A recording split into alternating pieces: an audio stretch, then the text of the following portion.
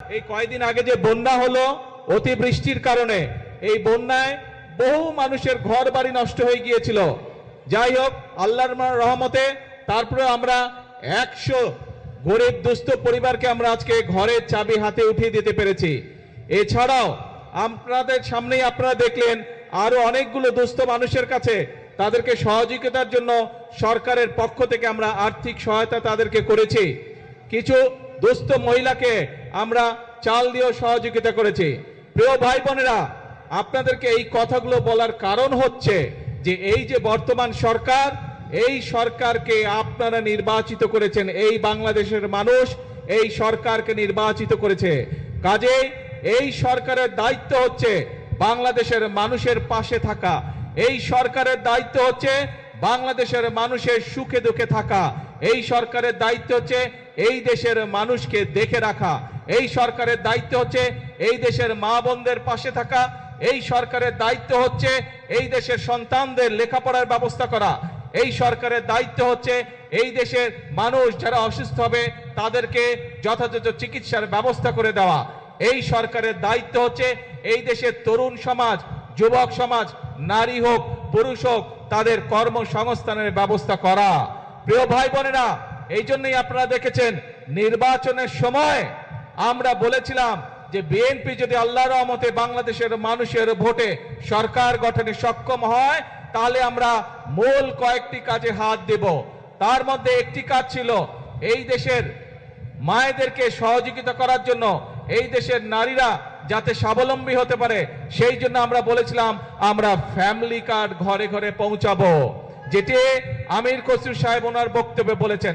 আপনারা দেখেছেন যে সরকার গঠন হওয়ার 1 মাসের মধ্যে আমরা সেই ফ্যামিলি কার্ডের পাইলট প্রজেক্টের কাজে হাত দিয়েছিলাম এবং ইনশাআল্লাহ আল্লাহর রহমতে পাইলট প্রজেক্টের কাজ শেষ হয়ে গিয়েছে।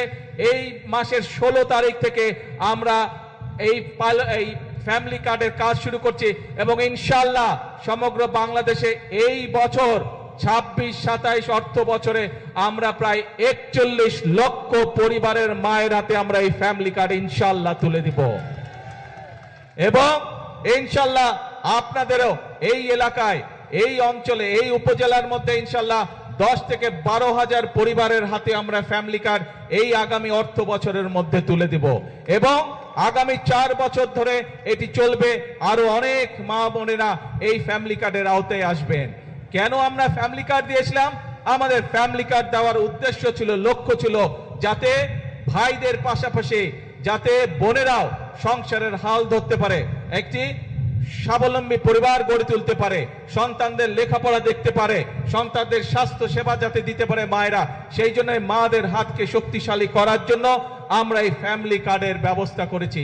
শুধু ফ্যামিলি কার্ডই নয়, ফ্যামিলি কার্ডের পাশাপাশি আমরা কৃষক কার্ডেরও ব্যবস্থা করেছি। এই যে বাঁশখালীর কিছু অংশে লবণ চাষী ভাইরা আছে না, লবণ চাষী ভাইরা শুধু যে যারা ধান পাট বা অন্যান্য শাকসবজি বা অন্যান্য ফসল চাষবাস করে তারাই যে শুধু কৃষক কার্ড পাবে তা নয়, এমনকি লবণ চাষী ভাই যারা আছেন ইনশাআল্লাহ তারাও, এমনকি লবণ চাষী ভাই যারা আছে তাদেরকেও ইনশাআল্লাহ আমরা ফ্যামিলি কার্ড তাদের হাতে পৌঁছে দিব। এবং এখানে একটি কথা এসছে যে লবণের মূল্য নির্ধারণ করে দেওয়া, আলোচনা করে আমরা ইনশাআল্লাহ লবণের মূল্য নির্ধারণ করেছি। যেই মূল্য পেলে লবণ চাষী ভাইদের স্বাবলম্বিতা, অর্থনৈতিকভাবে তারা সচ্ছল হবে আস্তে আস্তে। ইনশাআল্লাহ আগামী কিছুদিনের মধ্যে আমরা সেই দামটি আমরা সকলকে জানিয়ে দিব, যার ফলে লবণ চাষী ভাইদেরকে আর আগের মতন কষ্ট পোহাতে হবে না। প্রিয় ভাই বোনেরা, আজকে আমি মাতার বাড়ি গিয়েছিলাম, মাতার বাড়িতে পুরা দেখে আসলাম এবং শুধু মাতার বাড়ি নাই, সেই চট্টগ্রামে মিরেশসরাই থেকে শুরু করে সমগ্র অঞ্চলকে আজকে আমি দেখেছি, হেলিকপ্টারে আমি দেখেছি। কেন দেখেছি? কারণ এই যে আমাদের সামনে বিশাল সমুদ্র, এটি হচ্ছে এই বাংলাদেশের সম্পদ, এই দেশের সম্পদ।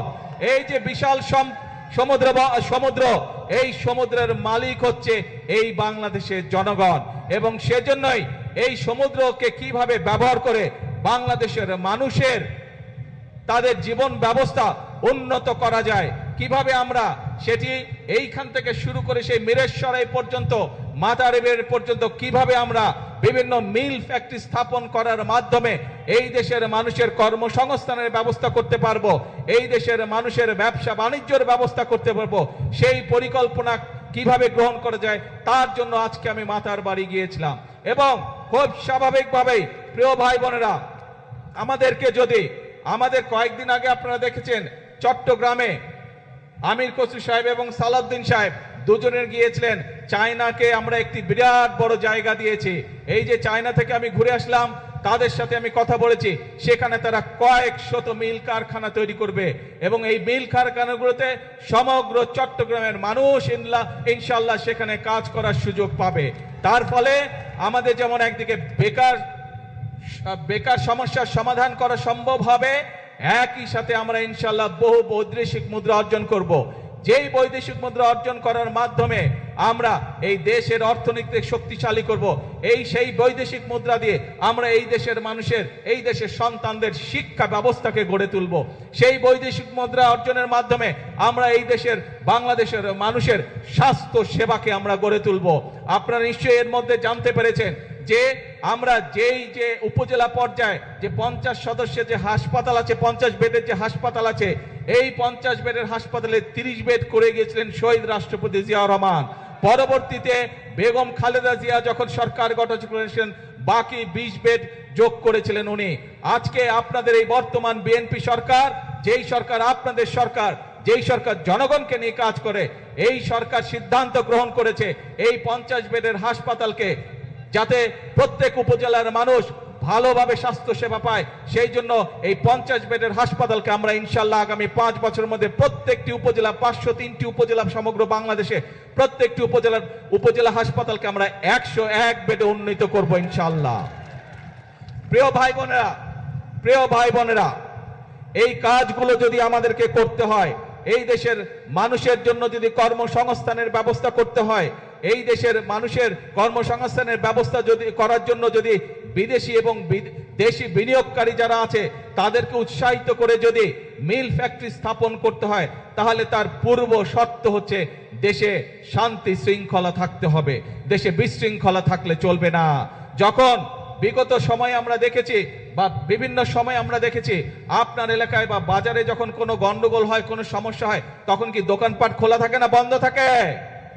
কি ভাই, বাজারে যদি কোনো গন্ডগোল হয় দোকানপাট বন্ধ থাকে না খোলা থাকে? বন্ধ হয়ে যায়। কেন বন্ধ হয়ে যায়? কারণ এই যে ছোট দোকানদার বা যেই ব্যবসায়ী হোক, ব্যবসায়ীর জন্য বন্ধ করে দেয় যাতে ওই গন্ডগোলে তার ব্যবসার যাতে ক্ষতি না হয়।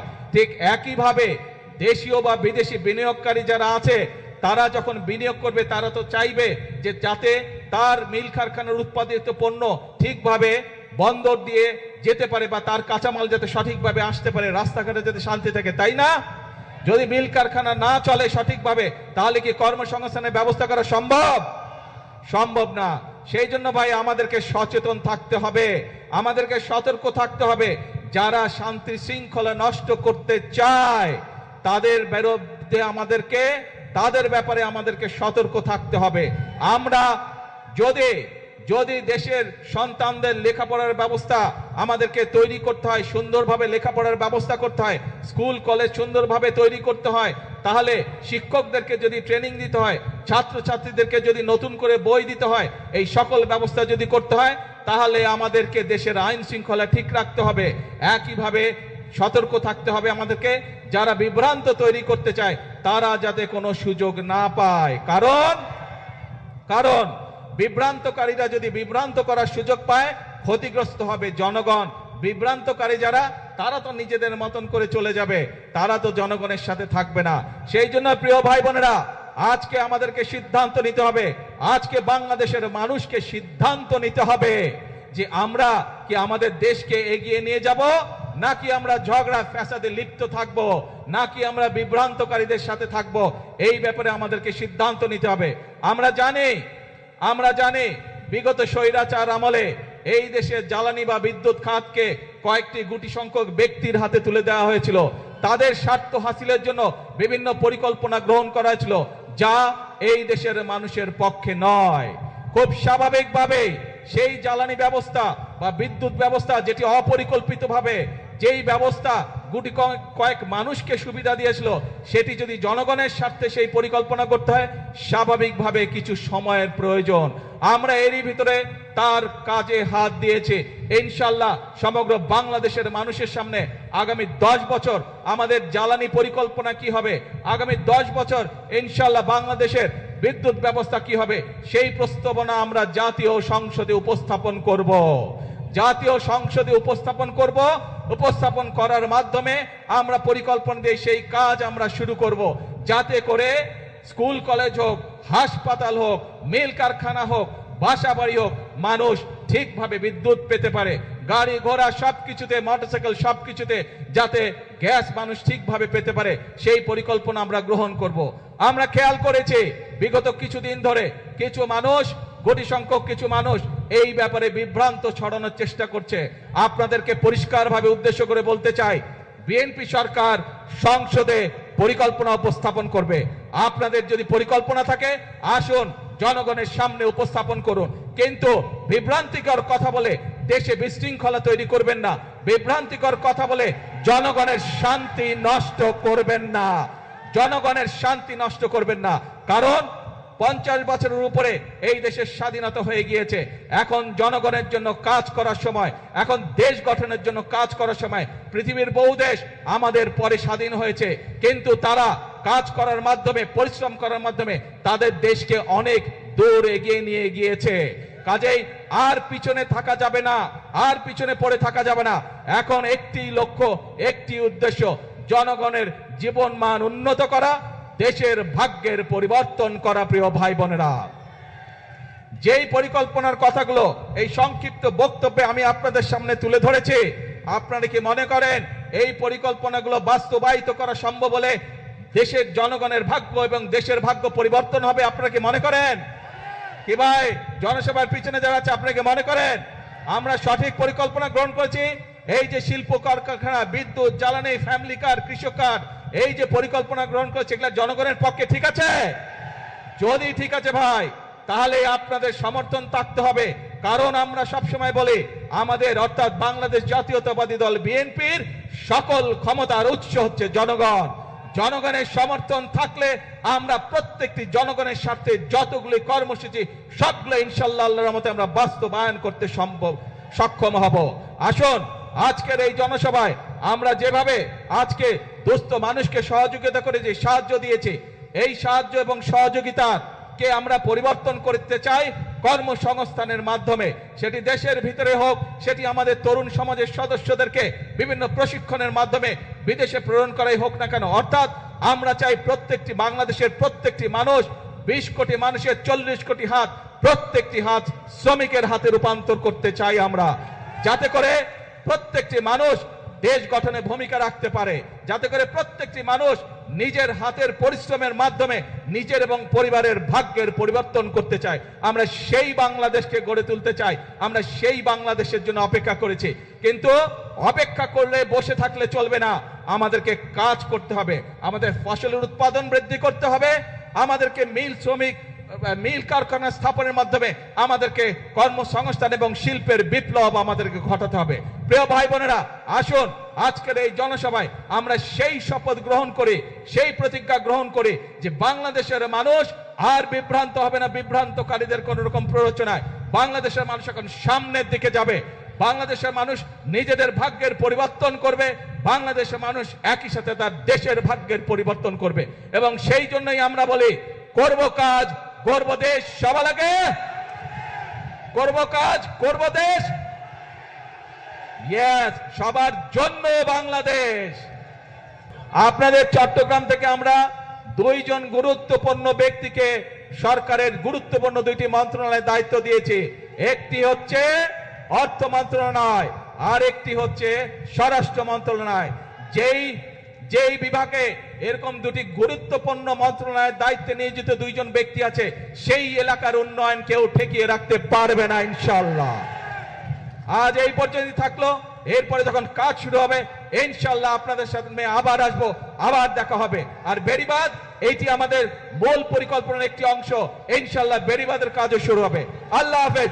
বাংলাদেশ জিন্দাবাদ, বাংলাদেশ জাতীয়তাবাদী দল জিন্দাবাদ। আসসালামু আলাইকুম।